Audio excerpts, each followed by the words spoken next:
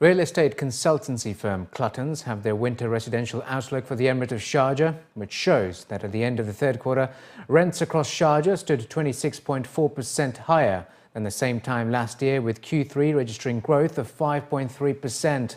The latest increase follows the 5.7% rise recorded during the second quarter and translates into a 23% surge during the first 9 months of 2014.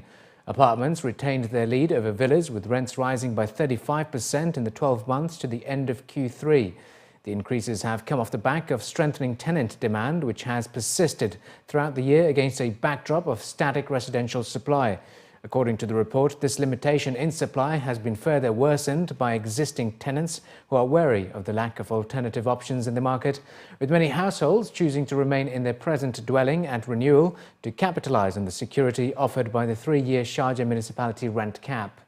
The report also added that while reverse migration from Dubai has fuelled overall tenant demand, requirements from Sharjah's rapidly expanding Air Arabia has put pressure on the limited supply of villas, particularly at the higher end of the market.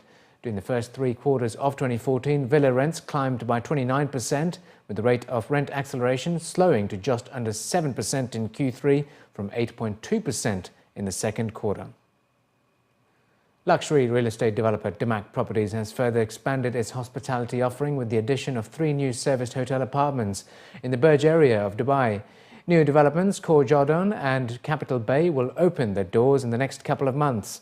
Damac Properties first launched its serviced living offering with Damac Maison, Dubai Mall Street, just under a year ago, and quickly followed with Naya Jebel Ali as it aims to become the region's largest serviced hotel provider in the Middle East by 2018.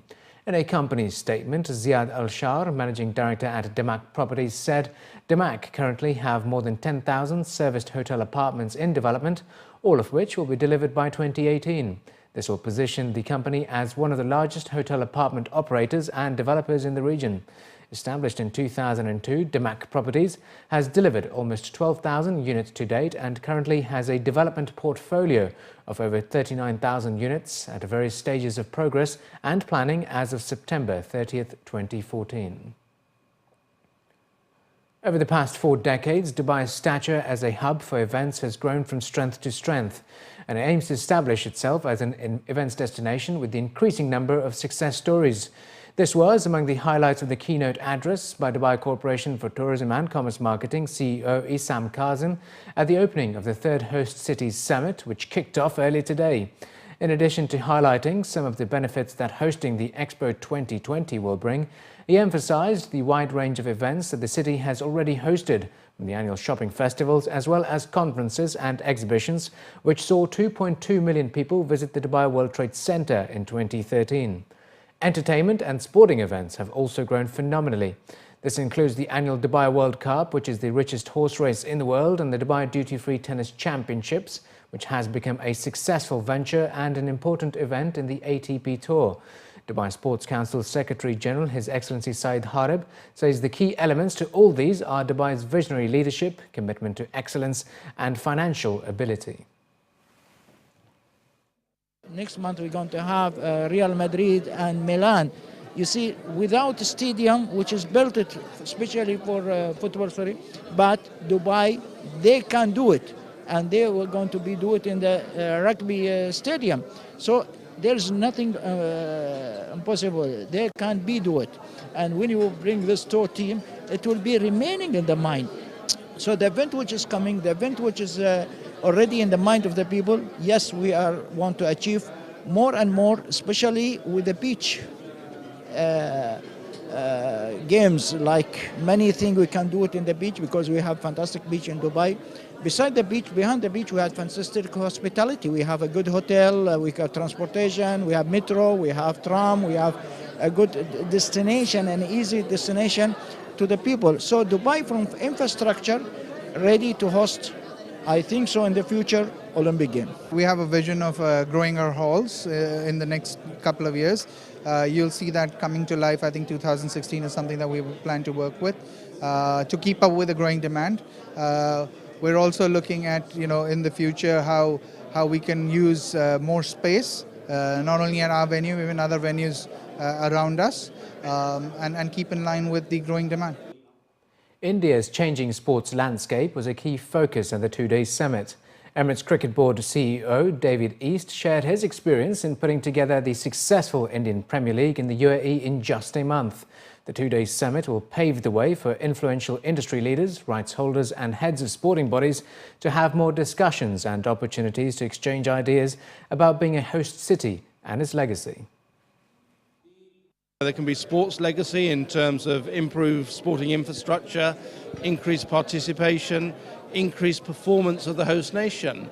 It could be about social inclusion. It could be about general infrastructure of the city. So there are lots of different things that are encompassed within this word legacy.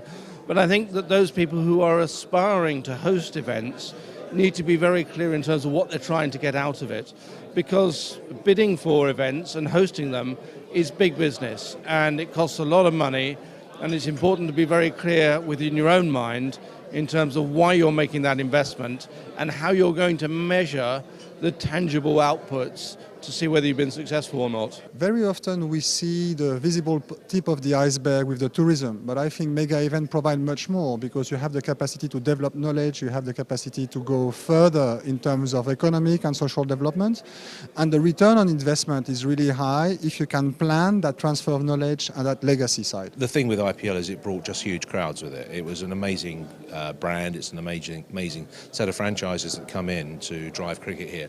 And the IPL and their agencies managed that brilliantly. We provided the stadium for them to actually host those games in, and worked very closely with them to actually get those attendances up to the levels that they were. So we were thrilled with that. On the back of that, I mean, it created a feeding frenzy for cricket here, there's no question. And we're looking at the moment to try and utilise that platform to drive our own domestic cricket as well in terms of interest. There's no doubt there's been an increase in cricket interest in the academies that are out here, in schools, and additionally in terms of our local sponsorships as well. So cricket, it's raised the profile of cricket in the domestic game here, but also as the national team has done so well to qualify for World Cup next year, that's helping that process as well.